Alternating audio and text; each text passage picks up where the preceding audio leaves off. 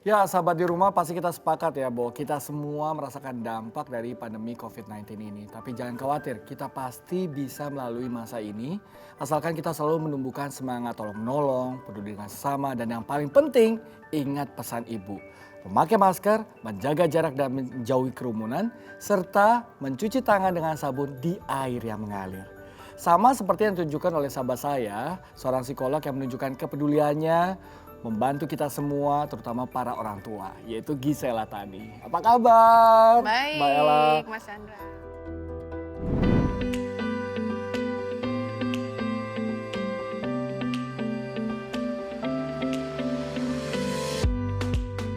Menangani permasalahan kekerasan dan pemulihan trauma anak menjadi spesialisasi dari Gisela Tani Pratiwi.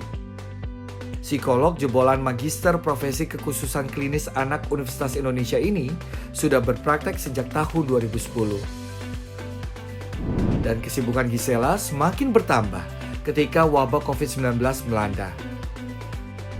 Perempuan asal Jakarta kelahiran 30 April 1980 ini semakin gencar memberikan pemahaman kepada masyarakat agar meminimalisir dampak psikologis bagi anak. Mbak Ella, biasanya apa sih yang dicurhatkan di masa pandemi ini gitu kan, sebagai seorang psikolog? Betul, betul. Udah mana ini kita udah 9 bulan ya. Iya. Di dalam masa-masa awal, mungkin 3-4 bulan awal di masa pandemi, itu banyak yang mengeluhkan misalnya saja sudah mulai merasa sangat sulit mengatasi, mengelola stresnya gitu ya. Terutama karena ada banyak sekali perubahan dalam aktivitas sehari-hari, Ya, dalam betul. juga beban mencari nafkah, dan juga bagaimana mengelola interaksi dengan orang-orang di sekitarnya, terutama keluarga. Nah itu banyak yang kemudian sudah membawa dampak tuh ke kondisi psikologisnya. Saya yakin nggak cuman orang tua yang Ya, struggling, tapi juga anak-anak juga ikut struggling, yang exactly. terdampak dengan beban yang mungkin mereka nggak pernah bayangkan Ya, sebelumnya. betul.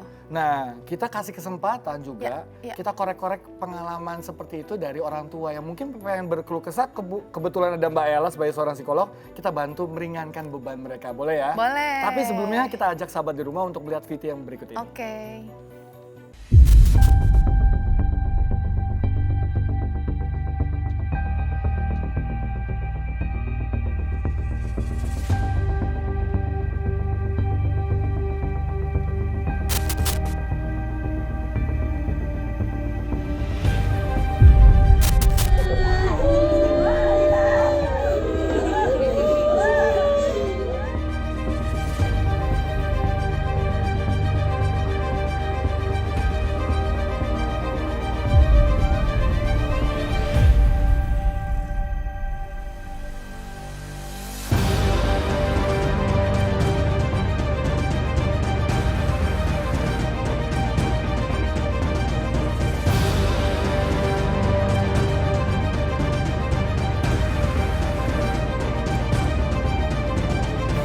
Demi Allah, Pak, saya sangat menyesal. Tidak ada seorang ibu yang tidak menyesal.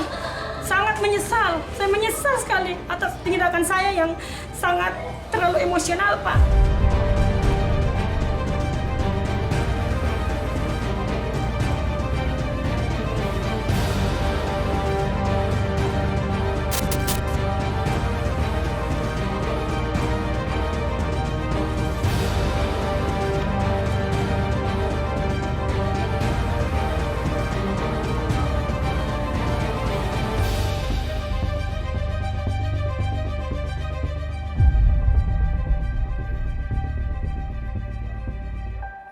Ya, sahabat di rumah dan juga Mbak Ella, tentu kita prihatin ya melihat beberapa kasus yang terjadi di daerah di mana karena tidak kuasa menahan mungkin beban psikis Yes. dan berdampak pada mengakhiri hidup, ada juga yang menganiaya anak, Ya.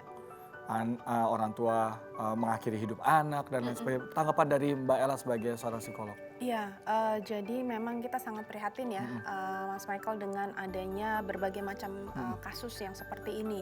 Dan tentu tidak ada yang bisa menyangka bahwa begitu banyak tekanan-tekanan hidup yang dialami oleh masyarakat dan kemudian sangat tidak siap untuk kemudian mengelola kondisi yang sangat menekan ini, dan mungkin juga minim sekali support dari lingkungan sekitarnya, dari orang-orang yang ada di sekitarnya, sehingga kemudian membuat si individu ini menjadi sulit mengontrol. Betul. Dan kemudian terlampiaskan pada anak-anak, pada orang-orang di sekitarnya yang mungkin tanda kutip lebih lemah. Betul. Gitu ya, lebih lemah, dan sebenarnya masing-masing dari mereka butuh sekali support, butuh sekali dan mereka semua berada dalam situasi yang sangat menekan masing-masing gitu. Dan sekarang kita bantu mengelola sebagian kecil beban ya. psikis ini ya, ya kan, bantu mengelola. Oke.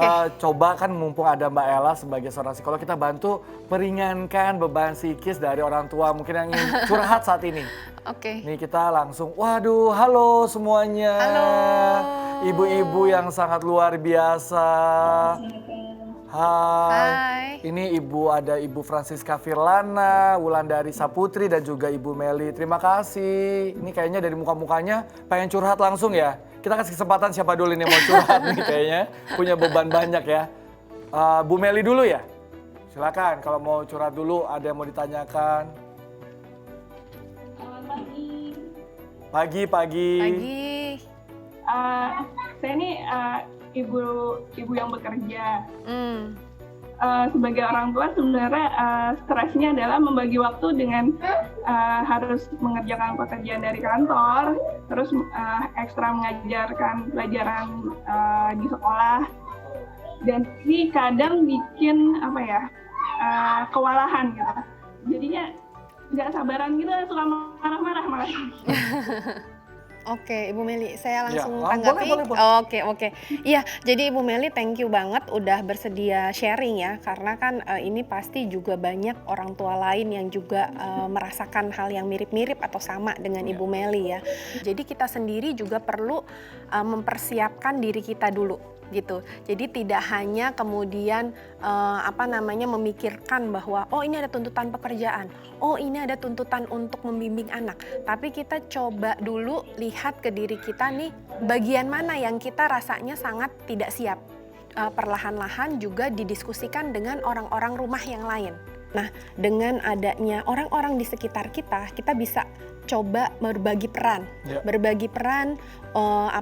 dan mengatur jadwal-jadwal kita, gitu ya. Dan disesuaikan tuh masing-masing dengan tuntutannya. Dan juga jangan lupa kita bisa diskusi dengan sekolah, dengan guru, gitu ya. Jadi kita kerjasama dengan semua pihak yang sekarang ini bisa membantu kita, bisa mendukung kita menjalankan peranan kita. Dan kita jangan merasa bahwa ini semuanya harus saya yang ngerjain. Padahal kita masih punya peranan-peranan lain dan juga pihak-pihak lain yang bisa membantu gitu, untuk berbagi tugas sehingga nggak numpuk di satu pihak saja. Itu yang kira-kira bisa saya berikan. Kayak dari senyum simpulnya Bu Meli kayak sudah cukup menjawab ya Mbak Ella ya. Oke, kita ke Ibu Francisca dulu ya. Oke. Silakan. Halo Mas Michael. Halo. Pagi. Jadi gini, kalau tadi ngomongin kontrol emosi ya, apalagi semua, kompleks banget, ada suami bekerja, kemudian mungkin kalau tadi mbaknya ada gitu ya, kayaknya tuh kebetulan kalau saya baru satu, kemudian satu anak saja gitu, semua bisa berjalan sih Bu sejauh ini gitu, karena memang saya sejauh ini full WFH gitu kan. Cuman memang kontrol emosi itu kita mau berbagi peran selama yang dua orang ini bekerja agak dilema juga sih Bu gitu ya. Jadi membagi porsi itu loh Bu ya. Situasi ini kayak overwhelm gitu ya kalau ngaruhnya waktu, emosi semacam itu Bu. Oke, Ibu Francisca ya, terima kasih ya tadi sudah menjelaskan tantangan-tantangannya gitu ya, bahwa meskipun rasanya tuh udah cukup bisa terkelola lah, bisa dibilang ya, bisa terhandle, tapi ternyata memang tumpukan emosi itu nggak bohong, istilahnya gitu ya. Karena itu tadi ya, bahwa pesan yang pertama kita perlu memang mengenali dulu nih pola emosi kita gimana sehari-hari. Apakah ada momen-momen tertentu di mana kita sangat sensitif gitu. Kenalan dulu nih sama emosinya. Oh, aku marah. Kalau aku marah tuh rasanya gondok gitu ya. Kalau orang Indonesia kan suka bilang gondok gitu ya. Rasanya nggak enak. Oh ya, rasanya kayak gini nih marahnya. Oh, terpicunya apa tadi? Oh, gara-gara anak nggak mau makan. Atau nanti kan banyak ya picuan-picuan yang lain. Nanti ibu-ibu bisa analisa sendiri gitu ya. Pola saya gimana? Nah, kalau kita udah tahu polanya, kita bisa antisipasi. Biasanya kalau kita udah lebih mengenal, kita udah lebih cooling down, biasanya logikanya bisa lebih berjalan dengan lancar gitu. Biasanya lebih clearing out tuh alternatifnya gitu. Yang kedua, pat your back and then you say you are going to be okay gitu. You are already salah okay. satu tips buat ibu-ibu saat ini ya, Gitu. begini-begini ya. Ya, You're doing a dan great salah job. satu, betul, Iya. betul. Dan salah satu stabilisasi emosi memang exactly apa yang Mas Michael bilang gitu ya. Kita bisa tap our pundak, shoulder gitu, pundak pelan-pelan aja. Sambil tarik nafas, sambil menyadari apapun yang ada emosinya kita terima, kita kenalin, kita terima. Cukup menjawab ya, Bu Francisca. Oke, Ya, wah ya, dari sini. menerima ya. Oh, menerima ya. Meski kuota harus kita terus beli ya, Bu. Iya. Untuk belajar jarak jauh. Oke, ke Ibu Wulandari. Selamat pagi semuanya. Pagi.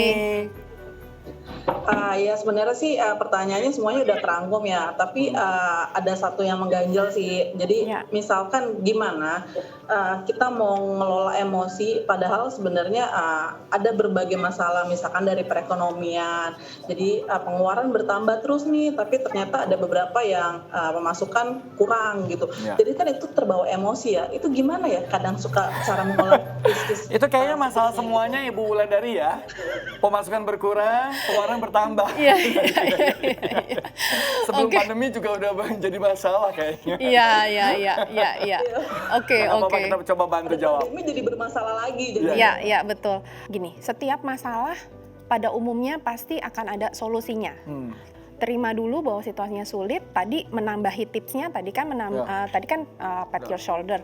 Nah, yang paling gampang juga, boleh take your time gitu ya, duduk di tempat yang cukup tenang gitu ya. Kita sadari aja dulu, nafas masuk, nafas keluar, nafas masuk, nafas keluar, apa adanya. Tidak perlu diatur ya, tidak perlu diperlambat atau dipercepat tapi amati saja si nafas masuk dan nafas keluarnya itu gitu ya.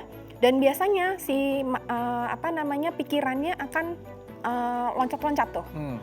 Aduh, bingung lagi. Aduh, kepikiran lagi nih bayaran sekolah. Aduh, kuota gitu. Aduh, belum kebutuhan dapur. Gitu kan. Belum si anak nih, gitu-gitu ya. Pasti pikirannya kemana-mana. That's okay. Except that gitu, bahwa memang pikiran saya lagi banyak. Oke, kita perhatiin sebentar pikirannya. Oke, pikiran sekolah anak. Oke, tapi balikin lagi ke nafasnya.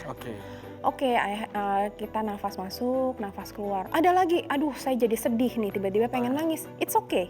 Give your time, kasih waktu sebentar untuk nangis sebentar. Untuk release that feelings gitu ya. Untuk melepaskan emosinya. Balikin lagi ke nafas masuk, nafas keluar. Sadari bahwa si nafas masuk ke nafas keluar ini nih ada nih udaranya di hidung gitu ya. Calm yourself gitu. Ketika sudah turun pelan-pelan agak stabil, nah nanti Ibu Wulandari bisa mulai berpikir lagi, oke, pendapatan saya sekian, pengeluaran saya sekian, gimana caranya alternatif? Karena tadi saya sudah lebih tenang. Jadi udah bisa dikelola emosinya, jadi pikirannya lebih logis. Biasanya gitu lebih logis, karena cara kerja otak kita memang seperti itu. Semoga membantu menjawab Bu Wulandari. Wah, terima kasih semua ibu-ibu sudah bergabung di Makan Cara Luar Biasa, Ibu Francisca, Ibu Wulandari, dan juga Bu Meli. Terima kasih sekali. Sama-sama. Gisela Tani, Mbak Ella sudah bergabung juga, udah memberikan dan menenangkan sebagian ya ibu-ibu ini. Dan semoga juga bermanfaat dan menginspirasi banyak orang tua yang menonton di sana. Semoga, ya. Dan sahabat di rumah jangan kemana-mana, habis ini saya ajak Anda berkenalan juga dengan sahabat saya yang menunjukkan kepeduliannya dengan berbagi sayuran gratis. Penasaran? Jangan kemana-mana, tetap di Makan Cara Luar Biasa. Ibu-ibu semuanya, ini ngelakuin kayak gini terpaksa atau ikhlas? Ikhlas, mereka alhamdulillah. Ikhlas ya. Betul.